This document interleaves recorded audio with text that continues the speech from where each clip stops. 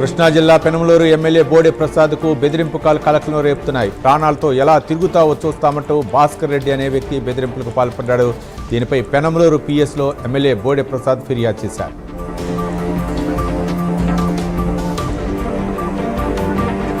కాకినాడ జిల్లా సిహెచ్ అగ్రహారంలో అదృశ్యమైన 3 ఏళ్ల చిన్నారి జాహ్నవి కోసం గాలింపు చర్యలు కొనసాగుతున్నాయి. చిన్నారి అదృశ్యమై 2 రోజులు గడిచినా ఇప్పటికీ ఆచూకీ లభించకపోవడంతో తల్లిదండ్రులు కన్నీరు మున్నీరుగా విలపిస్తున్నారు. చిన్నారిని క్షేమంగా గుర్తించేందుకు డీఎస్పీ తిలక్ ఆధ్వర్యంలో పోలీసులు ప్రత్యేక ఆపరేషన్ నిర్వహిస్తున్నారు.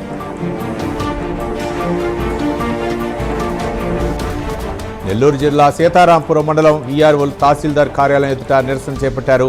తమపై అధికంగా పనిభారం మోపడం వల్ల ఇబ్బందులు ఎదుర్కొంటున్నామని ఆవేదన వ్యక్తం చేశారు.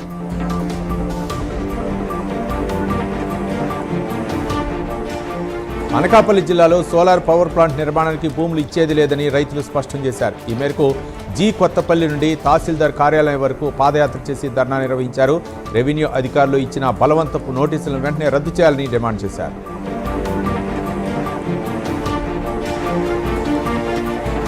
విశాఖలో ఏఐటీసీ సివిల్ సప్లై హమాలీ యూనియన్ రాష్ట్ర అధ్యక్షుడు మన్మథరావు ఆధ్వర్యంలో ధర్నా నిర్వహించారు.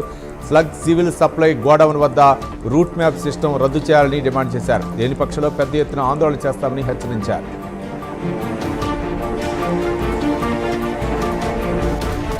మృగశిర కార్తె సందర్భంగా ఆథోల్లోని పరీముల్లా దర్గా పరిసరాలు జనసంద్రంగా మారిపోయాయి. దాదాపు 80 ఏళ్లుగా కొనసాగుతున్న చేప మందు పంపిణీ కోసం ప్రజలు బారులు తీరారు. శ్వాసకోశ సంబంధిత సమస్యకు ఉపశమనం లభిస్తుందని కొంతమంది నమ్ముతారు.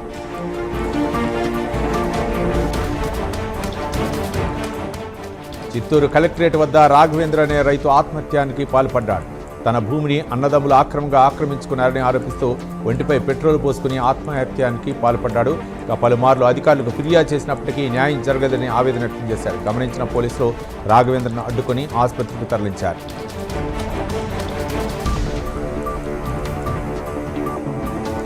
శ్రీకాకుళం జిల్లా హిరమండలం రిజర్వాయర్ వద్ద దేశ నాయకుల విగ్రహాలను ఏర్పాటు చేయాలని నర్సన్నపేట నియోజకవర్గ బీజేపీ ఇన్ఛార్జి పోకతోట సింహాచలం డిమాండ్ చేశారు. ఈ మేరకు జిల్లా కలెక్టర్కు వినతిపత్రం సమర్పించారు. దీనిపై కలెక్టర్ సానుకూలంగా స్పందిస్తారని ఆశాభావం వ్యక్తం చేశారు.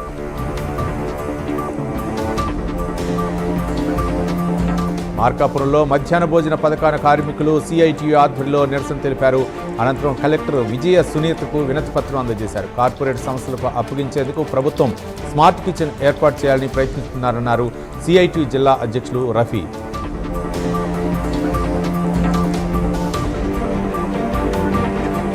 మార్కాపురం జిల్లాలో ప్రజా దర్బార్ కార్యక్రమం నిర్వహించారు. ఈ మేరకు గుడ్డపల్లి గ్రామానికి చెందిన వికలాంగుడు గడ్డం వెంకటేశ్వర్లు జిల్లా కలెక్టర్ విజయ్ సునీత్కు వినతిపత్రం అందజేశారు. తాను నివసిస్తూ ఇంటికి పట్టాలు మంజూరు చేయాలని కోరారు. కొంతమంది దౌర్జన్యంగా తమ స్థలం అంటూ ఇబ్బందులు గురిచేస్తున్నారని వాపోయారు. అనంతపురం జిల్లా వేపకొండకు చెందిన వరలక్ష్మి మురళీ మనోహర్ 2 నెలల క్రితం ప్రేమ వివాహం చేసుకున్నారు. ప్రేమ వివాహం ఇష్టం లేని వరలక్ష్మి కుటుంబీకులు అనంతపురంలోని మనోహర్ నానమ్మ ఇంటిపై దాడి చేశారు. దీంతో మనోహర్ కుటుంబ సభ్యుల ఫిర్యాదుతో పోలీసులు కేసు నమోదు చేసి 6గురిని అదుపులోకి తీసుకున్నారు.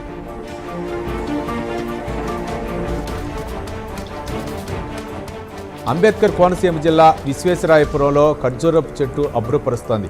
సాధారణంగా ఎడారి ప్రాంతాల్లో ఎక్కువగా కనిపించే ఈ ఖర్జూర చెట్లు కోనసీమ ప్రాంతంలోని మట్టి నేలలో పెరగటమే కాకుండా ఫలాలను ఇవ్వటం విశేషంగా మారింది.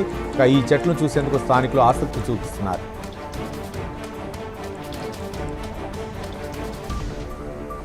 రంగారెడ్డి జిల్లా సమీకృత జిల్లా కార్యాలయాల సముదాయంలోని సమావేశ మందిరంలో ప్రజావాణికి 121 ఫిర్యాదులు అందాయి. ఫిర్యాదుదారులు తమ సమస్యలను జిల్లా అదనపు కలెక్టర్కి విన్నవిస్తూ అర్జీలు సమర్పించారు. అర్జీలను పెండింగ్లో ఉంచకుండా ఎప్పటికప్పుడు సమీక్షించి తగిన చర్యలు చేపట్టాలని కలెక్టర్ సూచించారు.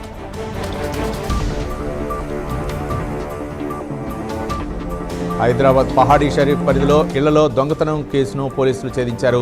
దొంగతనానికి పాల్పడిన అంతర్జిల్లా నేరస్తుని అరెస్ట్ చేశారు. అతని వద్ద నుంచి 166 గ్రాముల బంగారు ఆభరణాలు, 257 గ్రాముల వెండి వస్తువులు, తాళాలు పగలగొట్టడానికి ఉపయోగించిన స్క్రూ డ్రైవర్ను రికవరీ చేశారు.